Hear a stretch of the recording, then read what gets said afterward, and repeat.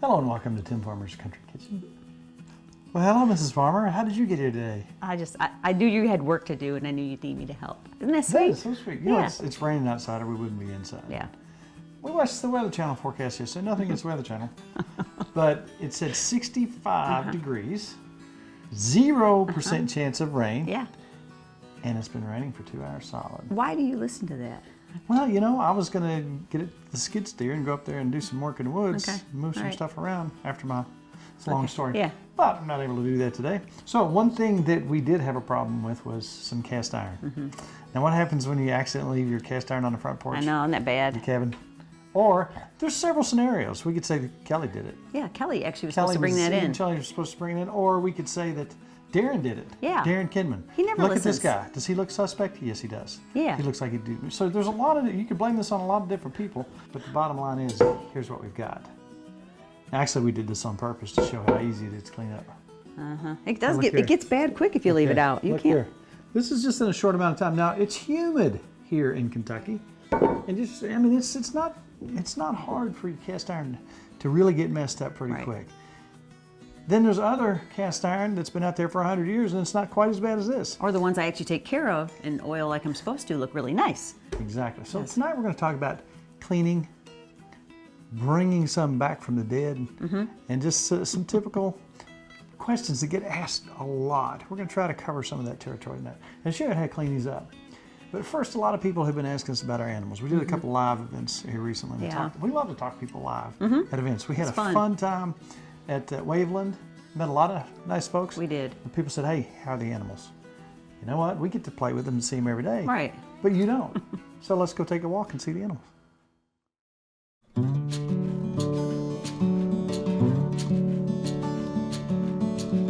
You know, people have been asking about the critters. I love our critters. We just did a couple live events and talking to folks. And they said, how's Junior, how's Holly, how's Maybell, and all the sheep. So you know what? It's time to check in. Now, if you remember back, Maybell lost her calf. Right.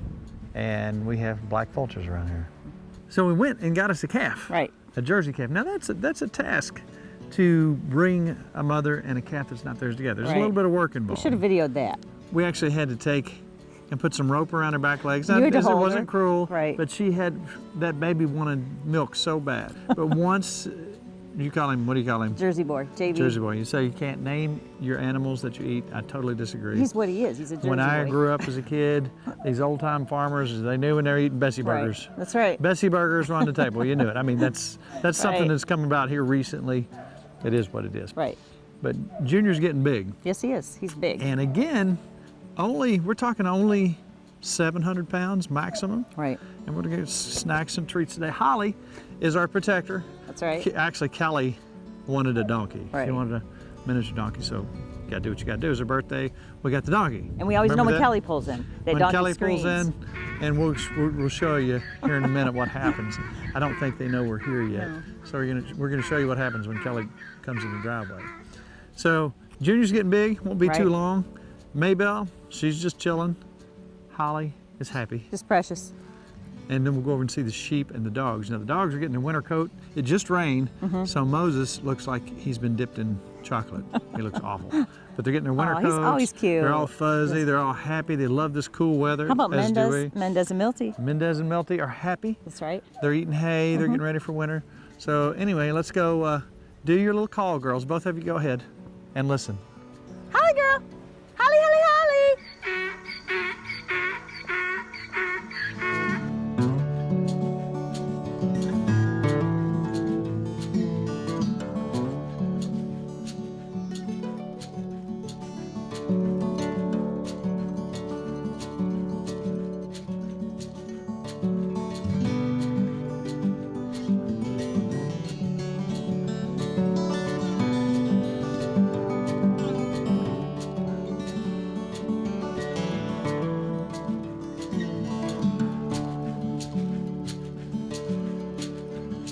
As you can see, everybody's doing well.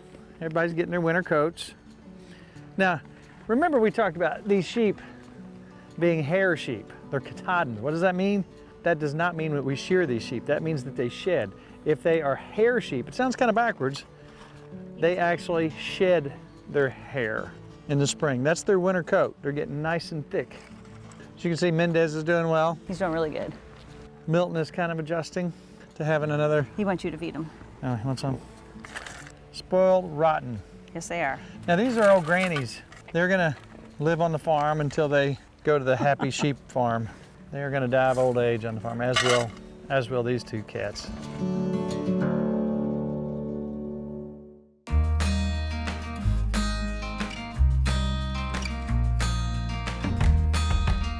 I was checking on the bees today. Okay. And then I was checking for deer sign because it's time for some venison.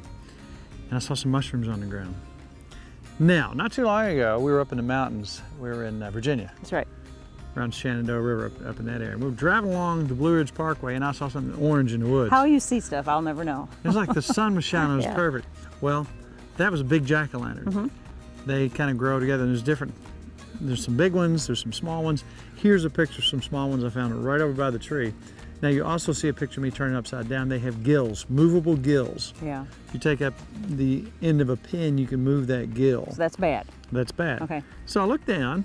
I've never found these on our place before. Now, typically in the fall, in the early fall, you can find some chanterelles, you can find hen of the woods and things like that. Now listen, it's up to you to key your mushrooms out. Right. Not me. That's right. If you say, I saw Tim Farmer say this, there are so many variables out there. It's not up to me, it's up to you. Well, I saw him eat this and I saw him eat that. And then you feed it to your family and they all end up waking up dead. That's not nice. I didn't do That's it. not nice. I didn't do it. You have to key your own mushrooms up. So I started looking at these and I started looking it up and I've heard of lobster mushrooms as Never heard opposed of to that. oyster. Really? These have the consistency and the smell. They even smell like lobster. So I picked them up. I thought, I hope that's what they are. They have the fake gills, not the real They gills. kind of look like lobster meat. All right. And I'll be Smells. daggone. Here's one that was kind of, the deer been chewing on it. Smell that. That's really crazy, isn't it? It does smell like lobster meat. It smells like lobster meat. So, never found any morels on this particular farm. We go right down the road, 5 minutes, they're everywhere. And that's a funny thing about morels. That's a springtime deal. Right. That's probably my favorite. But these, I am so anxious to try these. Now we get puffballs. We get puffballs. Now, we saw one as we were leaving the other day. Right. If you're ever walking through the woods and you see in the distance, I wonder how that soccer ball got here. That's probably a puffball. But you gotta get it right away, right? You gotta get it Yeah. right away because in a course of 2 or 3 days, we saw it driving down the road, we forgot about it, went to check on it today. It's already Yeah. brown with a hole in it. Yeah. Now they'll eventually dry out and when you, that's why you call them puffballs. As a Okay. kid, we'd step on them and they just Fall all over. this brown stuff would poof out. So we have lobster mushrooms. How about that? Yummy. I want to try them. But look what happens when you break into them. See how white Yeah. they are? And see how that almost looks like cut up lobster meat? This I've never found on my farm. Been up here every year and have never seen these. And here they are this year. It's in late fall after the rain. Looky there. So we've seen the animals. The animals are good. They are precious. And before we get into this hard work with a lot of elbow grease, That's right. let's let somebody else do the cooking for a I like change. that. I like it a lot. We were traveling around. We always like it when we find good local food. Right. And just right up the road, we went to a place for pizza. Then we started looking at the menu just a little bit deeper. Right. And outside it says Verona's Pizza. And okay, look, it's a pizza Yeah. joint. Then we saw veal My favorite. Parmesan. Right. Then we saw chicken Marsala. I'm like, wait a minute. Then I meet Donnie, Wonderful man. who's got a story. He's from across the pond over there a little Yeah, bit. he is. Fantastic story, fantastic chef's been cooking all his life. This is one of those places that you would never find if you weren't looking for it. And our job is to get the dinner train going. That's right. We're going to have an event there on the 12th, on November 12th. That's right. If you want to be a part of it, RSVP. No tickets to be sold. You're basically going to this restaurant to eat with us. You just have to make a reservation so Have they to can make fit a you. reservation. RSVP. Here's the details. Call between 2 and 4 Tuesday through Saturday. And we're going to be helping serve. Kelly's actually being a waitress. We're just going to be Helping- hanging yeah, out. we're going to help. But here's Donnie with a couple of his recipes. Here's the reason we go right up the road and chow down.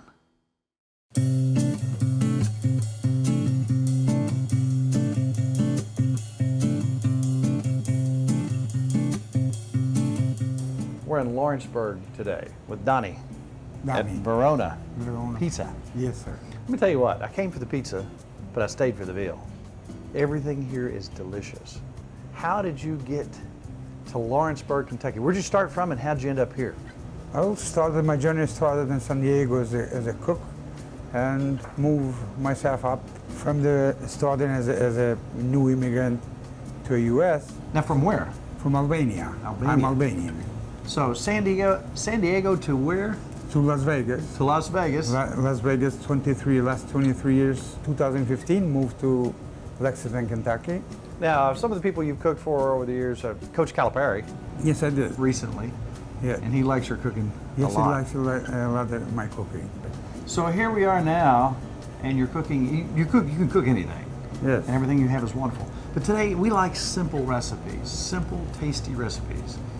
What are you gonna do with your chicken today? I'm gonna prepare one dish, chicken marsala. It's very very simple dish, but it's absolutely delicious. Okay, where do you start? We're gonna start first with the pan. You know, we will heat the pan, right temperature. Put the olive oil, and we pound the chicken. Gotcha. Season it. Thin it out. Thin it out. What do you season it with? I put the black pepper. Black pepper. Salt, both sides. Put just a regular flour. Leave it saute it and leave each side about between 2.5 to 3 minutes until they get that goldness. Matter of fact, this one is ready. We add up a little bit more oil. We put the mushroom, fresh mushroom has to be. Let it a little bit saute until they get soft.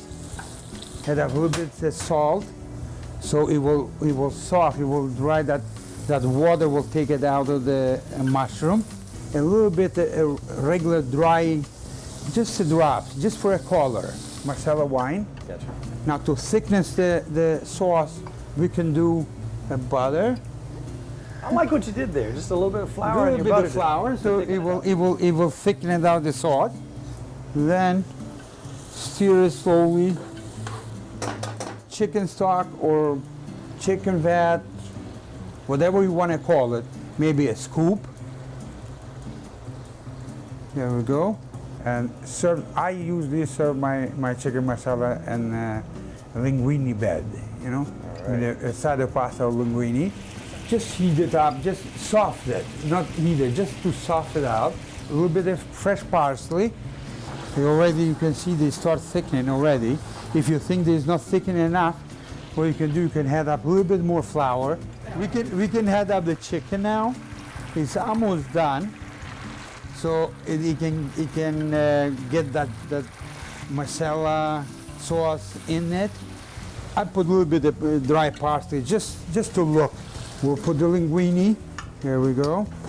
I'm gonna hold the chicken, the sauce. Now we just pour it. Mushrooms are perfect. Mushrooms are perfectly fine, tender, nice, beautiful. We're gonna put the asparagus, if you prefer. And Look at that. there you go. We got the chicken marsala here. Beautiful. Nikki's wants some of this. When you have the red wine and the bouillon or the base or whatever you want to call it, Yes. and then you salt and pepper just enough. It touches that. And the mushrooms, Yeah. you did them just right. They take on that glaze. Our goal is to find people who are making good food in the state of Kentucky and bringing people to you. And when we find good food, we want to share that with them. Lawrenceburg, Kentucky is not too far from anywhere. So you can all come here. Dinner train coming shortly. Absolutely. How about one more recipe? How about just some chicken prepare? piccata? Definitely. I'll Just be as more than easy? glad. Just as easy as the marsala. We'll do the same thing what we did with the olive oil a little bit. We grab the chicken, pound it same way what we did with the first one. And same thing we do the flour. You don't have to put salt or pepper in this one because it has to be more chicken stock than a chicken marsala, who has their own salt. You can put a little bit, but not as much as chicken marsala. There we are. We'll leave it same thing about 2-3 minutes. Okay, now we're gonna turn the chicken the other side. Same thing what we did earlier. And Let it get that color gold. We'll put the chicken stock. We'll put a little bit of pepper, a little bit of salt. I put the sun-dried tomatoes. And we'll put a little bit also of butter so we can thicken the sauce. Also, with the flour, a fresh parsley. We'll do the same thing with the capers. This is the most important for the piccata. Not much, maybe a teaspoon, half of a teaspoon, or you can pour a little bit of white wine and let it thickness a little bit, and we should be good to go. A lemon, I need a lemon. There we go. I'll do with the linguine also this dish. Okay, put the chicken in. Maybe a couple more minutes, it should be ready. Asparagus, I serve asparagus with it. We're gonna do the same thing now, a little bit of dry parsley. We'll lay the linguine also, the sauce is almost ready. I'm gonna pour the sauce. Yeah. So it has to be a little bit rainy, like I said. And we put the chicken. There you go. Look at And that. asparagus. So we got another dish, chicken piccata. Beautiful. What do you think? That's beautiful too. Thank you. Nikki's gonna punch me in the face and steal that. That is beautiful. Perfect. Thank you so much You're very for sharing welcome. your kitchen with us. Thank you. Now, you shared your kitchen with us. We want to share your kitchen with our friends and family Yes. of the show. So we haven't done the dinner train in a while, but it's wintertime again. Folks are wanting to get out and travel and do some things. I think we should have our dinner train. Here it comes, listen. Did you hear it? Yes. Here comes the dinner train. November the 12th, Sounds good. 6 Perfect. o'clock. Perfect. Dinner Dinner. right here. Yep. Now you're gonna have to make reservations. You're gonna have to let us know. Let us know. And we'll have, you can roughly get about 130 people in here. 130 people we can fit in easy. You're going to serve them, and you're going to charge them what you would charge the general public, and we're just going to show up and have fun. Absolutely. Sounds good. All right, we'll see I you look then. forward. Thank you very much. Thank you.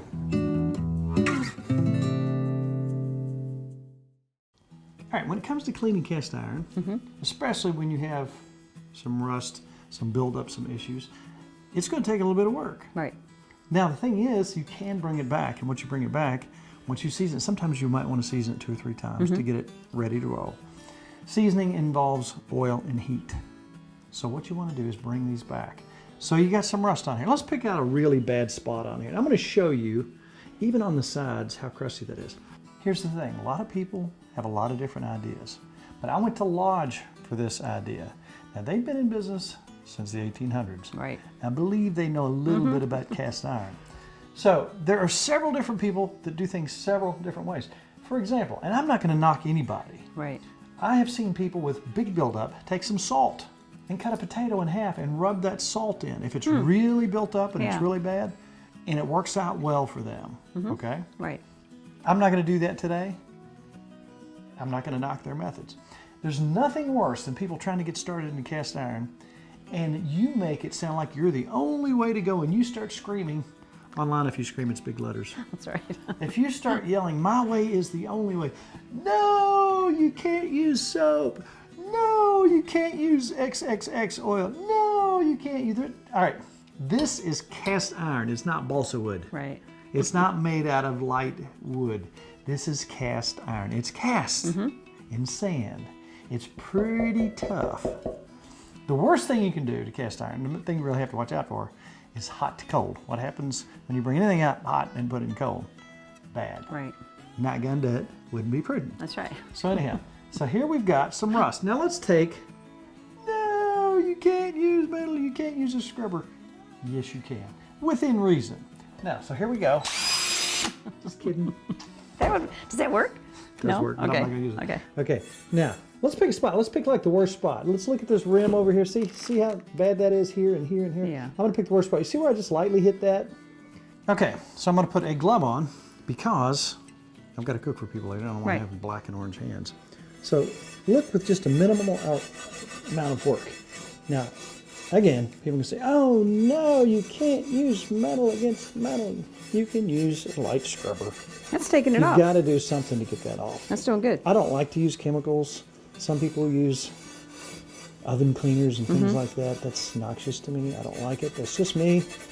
Now look at that right there compared to this. You can tell Yeah. we've knocked off that light layer of rust. The whole overview to this thing is simple. So this is your first step, is just to scrub it a little bit.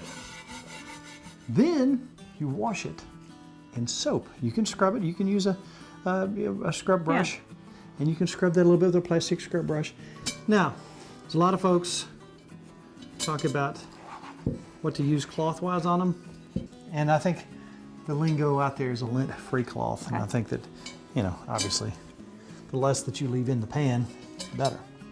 Now, there's a million things we could use as we're preheating our oven to 350. That's right. What we're going to use, as my grandfather called it, olive oil.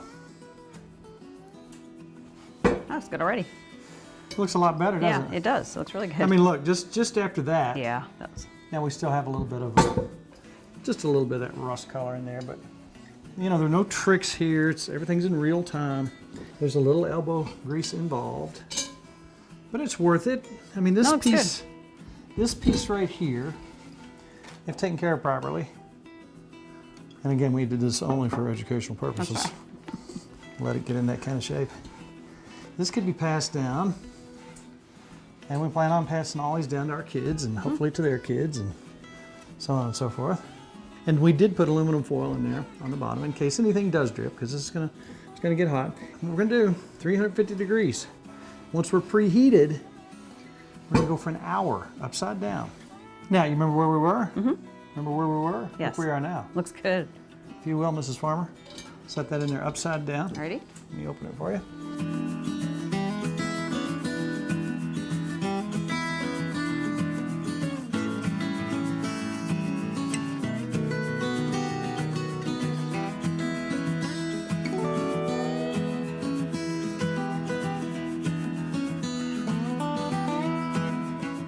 All right, now you remember earlier? Mm-hmm. That looks really good. It's really hot, but I'm gonna Looks brand new. lean this around. See there? Now I'm gonna probably season it one more time. Put it After it back in there. cools. But look at that. That looks really good. Look at the before, look at the after. It's actually amazing. Now that's there's a little bit of elbow grease, a little bit of work. Now we can use this pan. So, Mrs. Farmer, that was a really junked up piece of cast iron. I'm shocked how good you got it. And in just a fairly short amount of time, we got it squared away. We have a cast iron page for those people who are just cast iron fanatics. Right. We want to share recipes on there. We want to talk with folks, see how they're doing things. But that's Cast Iron Cooking with Tim Farmer. That's our sister page. Go like that as well. But we really want you on Tim Farmer's Country Kitchen Facebook page. How in the world? It's got to be complicated, right, Ms. Farmer? It's very complicated. All you gotta do. You hit like, I think. No. Yeah, that's it. It's pretty easy. We got a couple more recipes tonight. Donnie's sharing those. We'll put those on our site. Where would you go? TimFarmersCountryKitchen.com. That's exactly right. Now, a lot of times we don't measure. And I Right. actually go, you go there too, don't you? Say, okay, how much? Yeah. We all do. Kelly makes us put stuff in there, I know, the she measurements, does. because I never measure. That's right. TimFarmersCountryKitchen.com. Hit subscribe. That way, anytime anything new comes out, you know about it. And it's another half hour just That's right. gone. Fly by. So at this time, Ms. Farmer, it's all about Good times. good friends. Where's my food? You're going to have to take me out to eat. You're- Good eats. I'll take you out for some good eats. Okay, we'll see you thanks. next week on Tim Farmer's Country Kitchen. The dinner train's coming up. Oh, yeah. I love the dinner train. We'll have some good eats there. To order a cookbook, please call 502-319-0487 or email timfarmerck@gmail.com.